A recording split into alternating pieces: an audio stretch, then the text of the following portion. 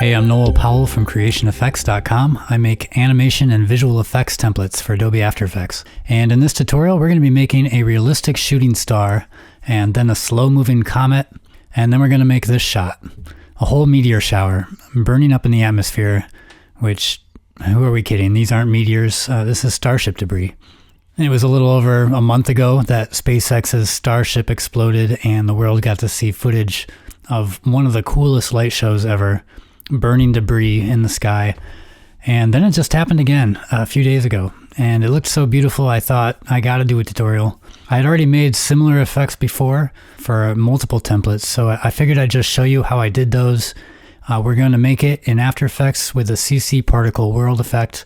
We won't need any paid plugins for this, you can just follow along. So let's get started. Alright, let's start with the most simple version of this effect, a realistic shooting star. And then we're going to modify that to make a comet. And then from that, we'll create the Starship debris or a meteor shower. If you've ever seen a shooting star, they're fleeting. They're fast and they're only there for a second, and they don't leave much of a trail. All right, first of all, you want to make sure you're working in 16 bits. So click down here and choose 16 bits per channel. That will give us better gradients and make the particles more visible. I'll create a new comp and call it Shooting Star and Comet. And I'll make it HD. And I need a solid layer, so I'll go to Layer, New, Solid. I'll call it Shooting Star, and make it the size of the comp, and it doesn't matter what color it is. Now I'll add a CC particle world effect. So in my effects and presets panel, I'll start typing it in, and double click to add the effect. I can play this back so you can see what that looks like with the default settings. Now the first thing I always do with this effect is turn off all of these guides because I don't want to look at them. So make sure your effect controls panel is open. You can find it in the window menu here. And I'll open grid and guides and uncheck everything. And I'll close that, and I'm going to open producer, physics, and particle because we're going to be playing with all of these controls. So let's start with gravity. We don't want the particles to fall, so I'll set that to 0. And next, resistance, that's how much the particles slow down after that initial burst off of the particle producer. And I'll set that one to 10. All right, we'll do more to the particles, but let's just get this into position. The producer is like a sphere, and inside is where all the particles are generated. So we can change its position in 3 dimensions. But these controls are a pain to work with because they're separate and the values aren't in pixels. We can't edit the motion path. So we're going to link these properties to a null layer to make it easier to work with. So I'll go to Layer and New and choose a null object and make sure to name it Shooting Star Position, just like you see here. And I'll make it a 3D layer. Now, thinking ahead, I know I'm going to want to duplicate this shooting star multiple times, and I won't want them all to follow the same null layer. So I'm going to look for the layer control in here, and I'll add that control to my shooting star layer, and I'll rename it Follow Layer. Be sure to use that exact name so that the expressions work. And I'm going to set this shooting star to follow the null layer named Shooting Star Position. Now, this control doesn't do anything yet. We haven't linked anything to it, so we need to add an expression. In the CC particle world effect, alt-click this little stopwatch icon next to all 3 position properties, and that will open up these expression boxes. And to make this part easier, I put the expressions in the description, so just expand the description for this video, and you'll see 3 expressions, one for position X, one for position Y, and one for position Z. Just copy and paste those into the right expression boxes. These just convert our null position values, which are measured in pixels, to the weird units of measurements that our particles use. All right, so now we can maneuver our shooting star with this 3D gizmo. So yay for us. I'll move it back 5,000 pixels and drag it near the top right. And I'll go to the first frame and add a keyframe. And then I'll go forward about a second and I'll drag it to the bottom left, which adds another keyframe.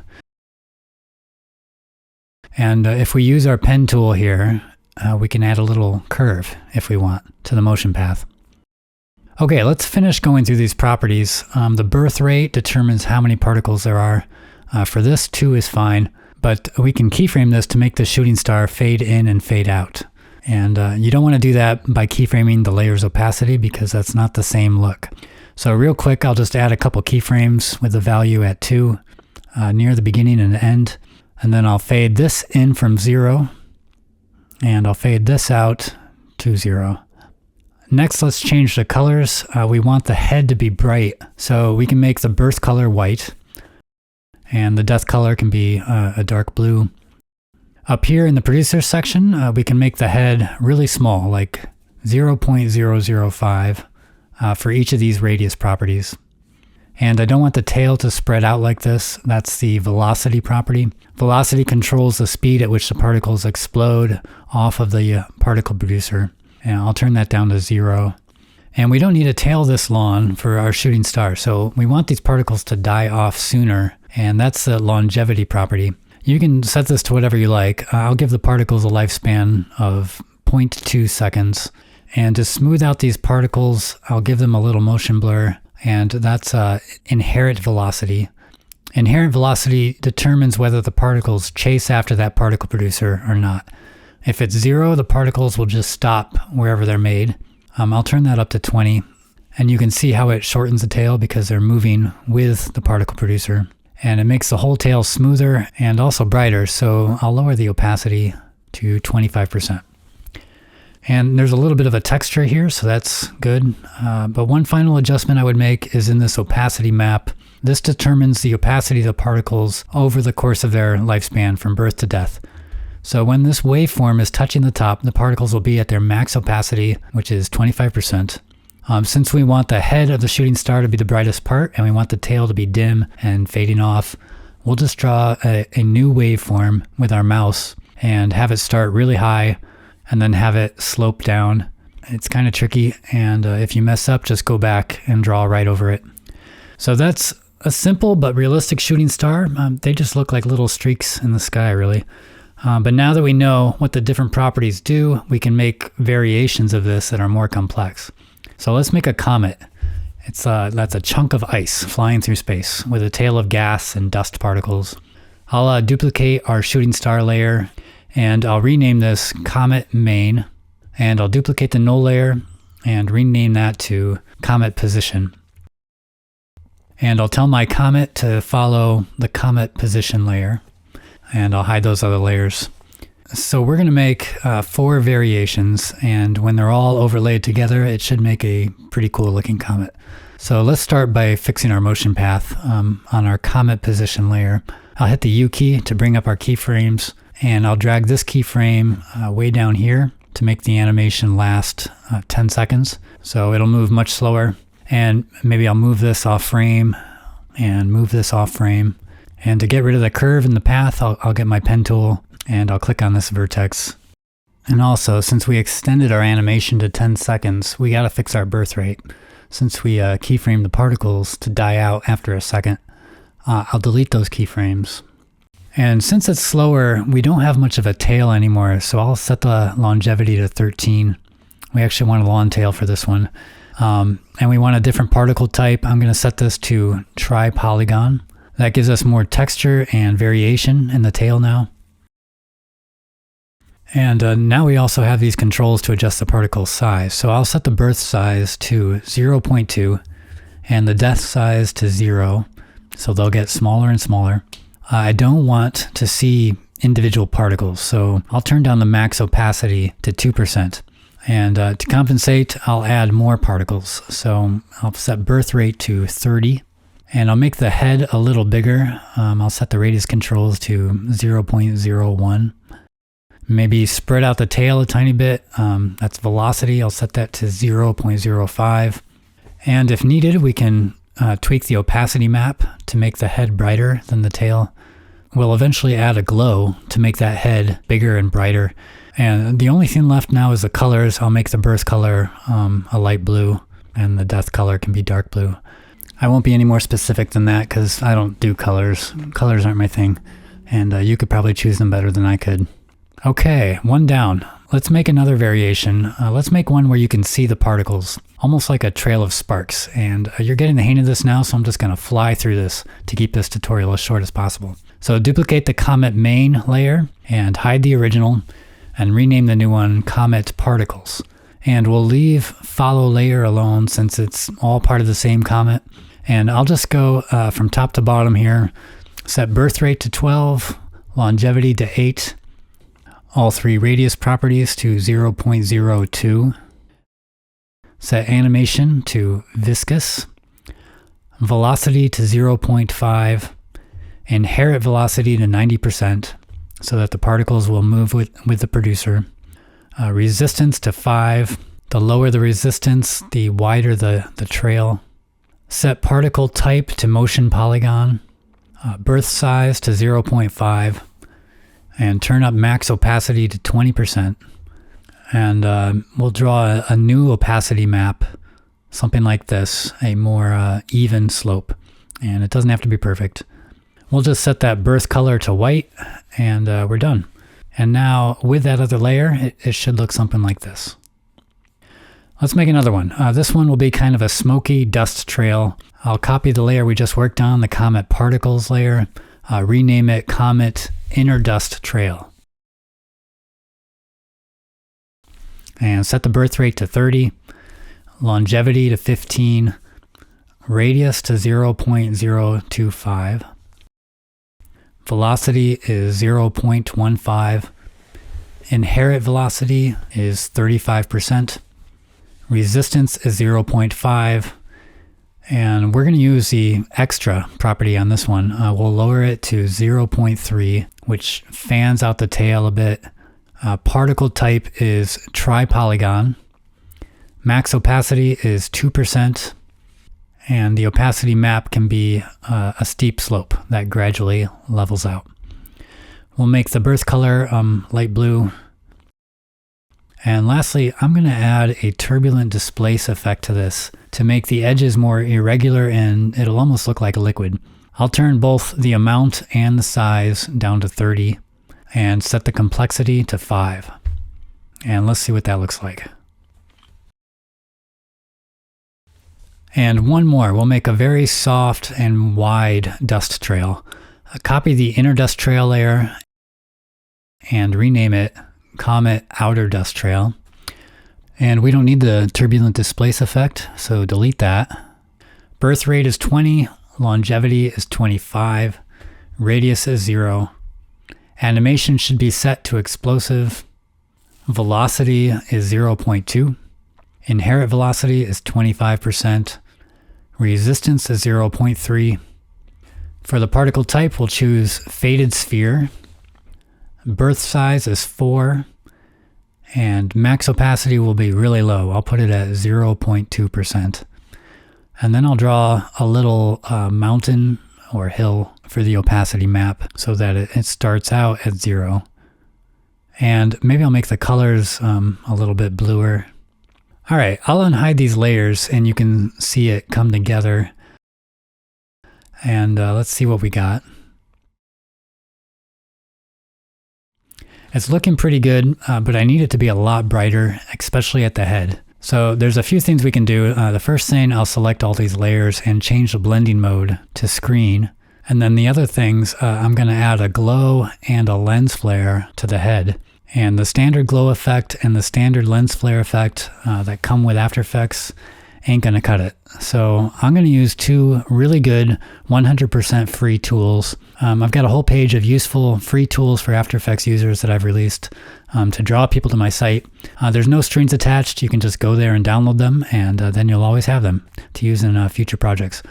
So I'll leave a link in the description. Just go to the site and look for the freebies page. And the first one we need is this one. It's called Afterglow, and it's a preset so you can install it and then access it anytime inside of After Effects. And this is just a much larger, much brighter glow with a more realistic fall off that's much brighter and intense at the edge and then gradually gets dimmer and dimmer. So I already have it installed, so I'll just search for Afterglow in here. And before I apply this, I've got this star image I'm going to drag to the bottom to use as my background. You can use your own star image, or if you don't have one, just add a new solid layer and make it black and drag that to the bottom. It's better to have something here for the background because Afterglow will work a little different if the background is transparent. And I want this to affect all the layers, so it should go on an adjustment layer. So I'll go to New Layer and Adjustment Layer, and I'll make sure it's at the top. And I'll name it Afterglow, and I'll apply the preset. And I like things tidy, so I'll close all of these effects and just open the Afterglow controls and expand these Glow 1 controls. And you'll need to adjust the controls a little bit. It's very similar to the standard Glow controls, just a lot more options. I'm going to set the glow colors to use color controls so that I can set the colors manually. And I'll make the outer color blue, and I'll play with these top 3 controls to get a glow that I like on just the head of the comet.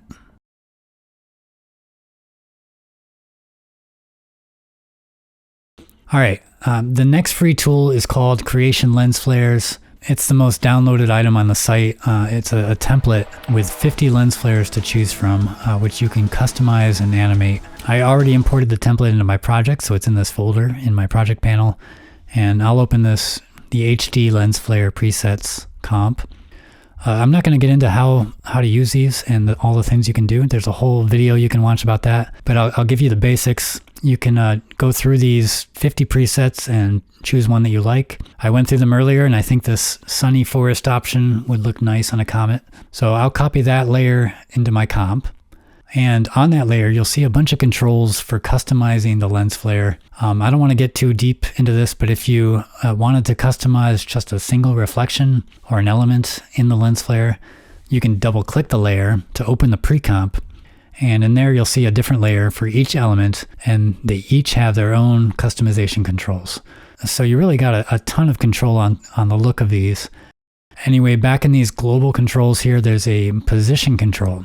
I haven't gotten around to make these 3D yet, so you can keyframe this control manually to make it stick to the comet position layer, or what I'll do is just write a quick expression to convert the comet's 3D position to these 2D coordinates. I'll alt-click the stopwatch to open the expression box, and you can copy and paste this expression from the description of the video, or just type it in with me. I'll write capital L equals, and then I'll pick whip the comet position layer and add a semicolon to end that line. And then I'll write capital L dot to comp with a capital C, parentheses, and then bracket 0, 0, 0, and then end bracket and end parentheses, semicolon. So that should make it stick to the head of your comet. If the lens flare looks like it's a little ahead of the comet, you can try unhiding the null layer, this comet position layer. I don't know why it does that. That's some kind of weird glitch, but it did the trick for me. Okay, I'll make some quick adjustments to my lens flare. I think I want to remove any colors and just make it blue. So I'll add a tritone effect and make the midtones blue.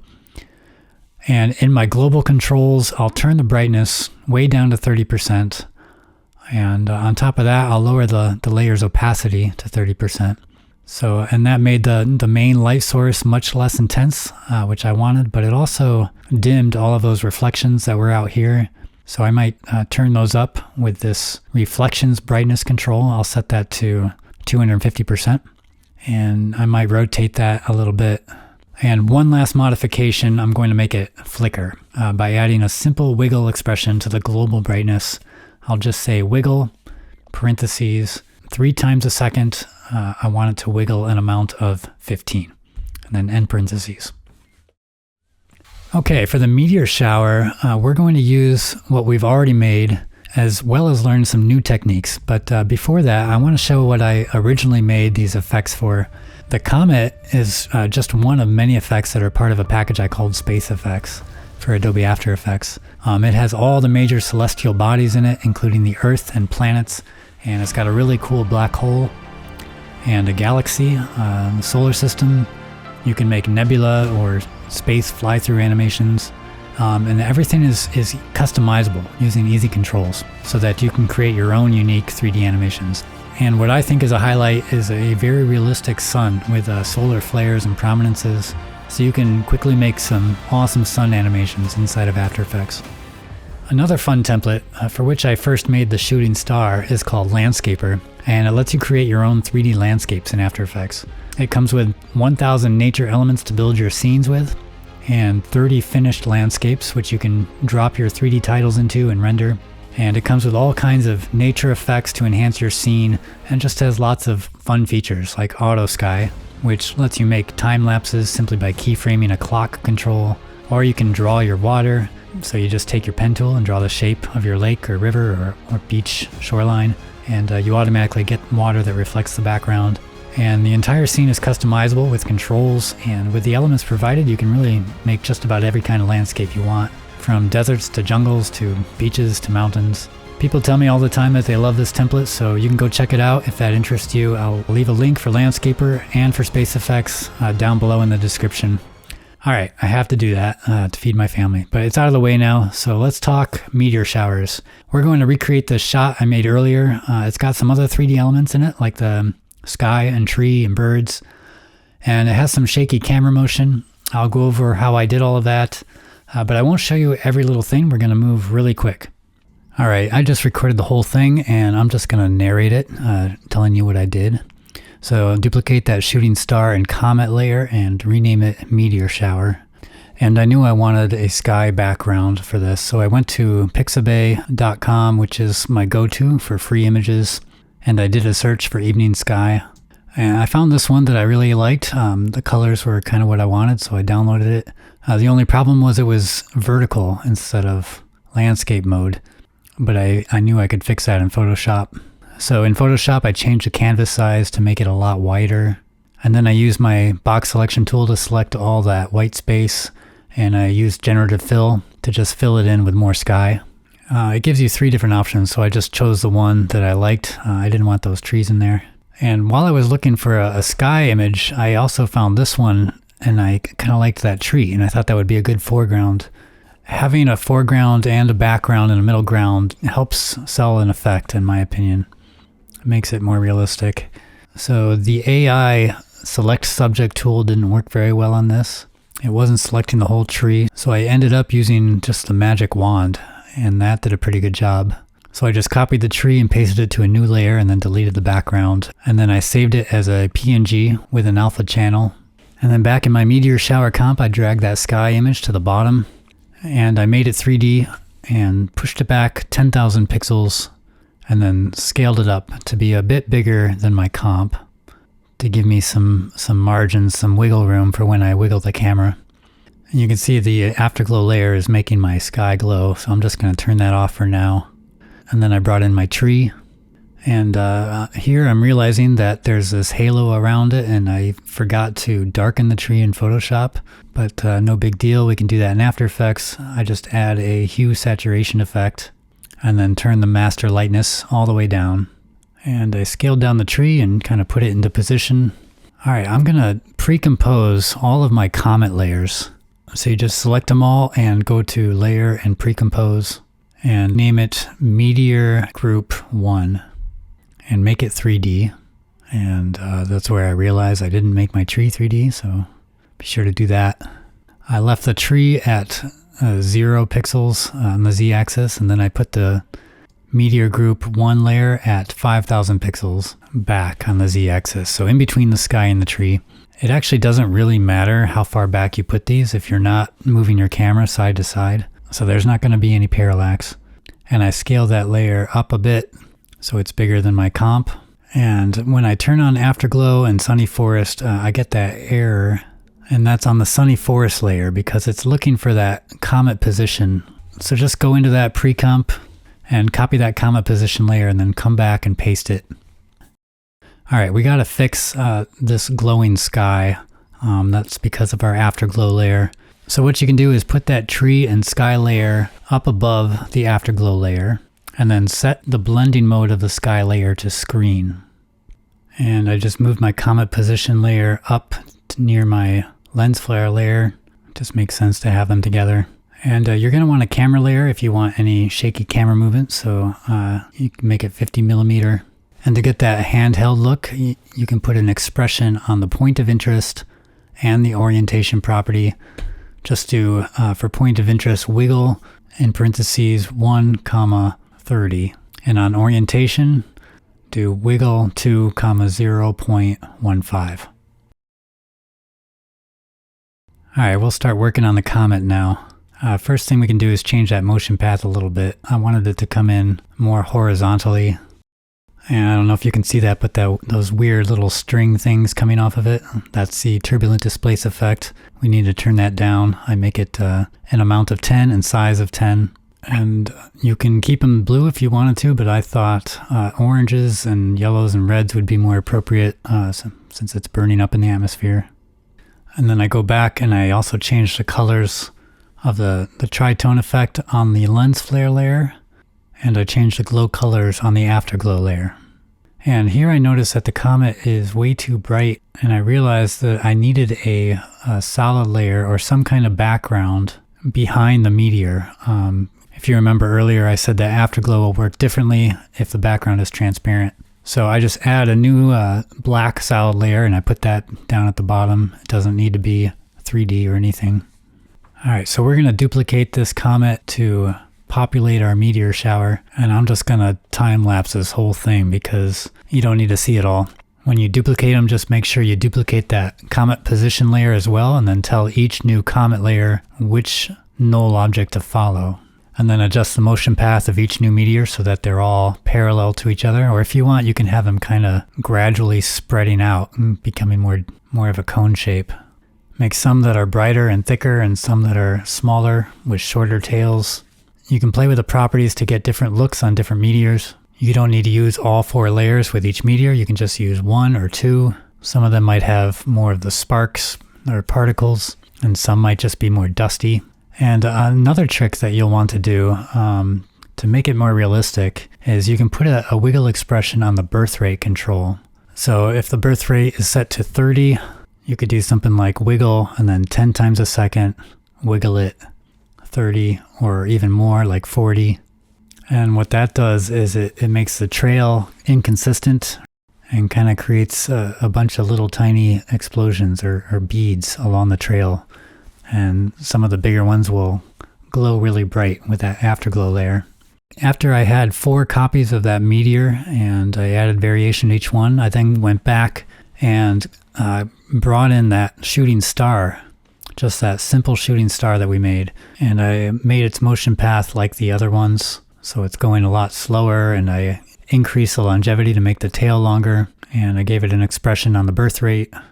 I think the goal is to get about 8 shooting stars or meteors in this pre-comp. And then, as you'll see, we'll duplicate the pre-comp multiple times to create even more. And for this one shooting star, I added an echo effect. And if you make the echo time something like -2 seconds, it creates another shooting star behind it, kind of like 2 for the price of 1. Okay, once you've got 8 or so meteors in there, you can duplicate that pre-comp layer. And this one, I move it to the side and scale it down a bit. We don't want it to look exactly the same as the other one. And then I duplicate it again and move that one around. And this one actually stretched it horizontally, just to give it a different look from the others. And then I decided to just rotate it 180 degrees, made it parallel with the other ones, and I duplicated another one and made it much smaller. You can do this as many times as you want. The more tiny details you get in there, probably the more realistic it's going to be. And here's the fun part for me, playing with the afterglow controls to try and get a nice looking glow on the heads. And for the lens flare, I just chose one of the bigger, brighter comets to attach it to. Just change the motion path of that comet position layer that the lens flare is following so that it lines up with the trail of that big meteor. You should be able to do that just by editing the 2 position keyframes. And remember that the lens flare has customization controls on it, so you'll want to keyframe that global brightness control, make it go down to 0, or probably go to -20, since we got a wiggle expression on there, just every time that the comet goes behind the tree, and then keyframe it to brighten back up again when it's past the tree. And I turned down the global scale on the lens flare. It just was too big. And then I brought in this flock of birds, which it's not part of the tutorial. This is these were made with the flocks template. That's one of the templates at creationeffects.com. It'll let you choose from a variety of different bird species and then create a custom flock that looks really realistic, and you can choose where you want them to fly, and you can customize the look of them with controls. That's one of my favorite templates. If you want to go check that out, I'll leave a link for that one too in the description. And that was the last step. So there you have it. Now you know how to make shooting stars and comets, just like you always wanted. And you can put it on your resume. I do plan on doing more tutorials like this, so you can subscribe to the channel if you like this, and you can learn more stuff. This effect we did in a half an hour or so, but if you want to see the effects that take me months to make, go to creationeffects.com and check out the templates there. Space effects and landscaper we already looked at. I'll leave the links below to watch the demo videos for those. And I just finished another big one called Mixed Media Effect, which lets you make custom mixed media animations from your footage in Adobe After Effects. It makes it all really easy with almost 1,000 copy and paste effects. Or there's Creation Trippy Effects, which is a package of trippy effects for your footage, as well as trippy animations that you can customize. There's one called Infinite Horizon, which lets you make 3D perspective bending animations from your landscape footage. And similar to the flocks template that we just looked at, I also have the fish and bugs version of that called Schools and Swarms. So they let you make custom schools of fish and swarms of insects, and you can choose from a whole bunch of different species. So those effects and a lot more at creationeffects.com. I hope you liked the tutorial. Thanks for watching. I'll see you guys at the next one.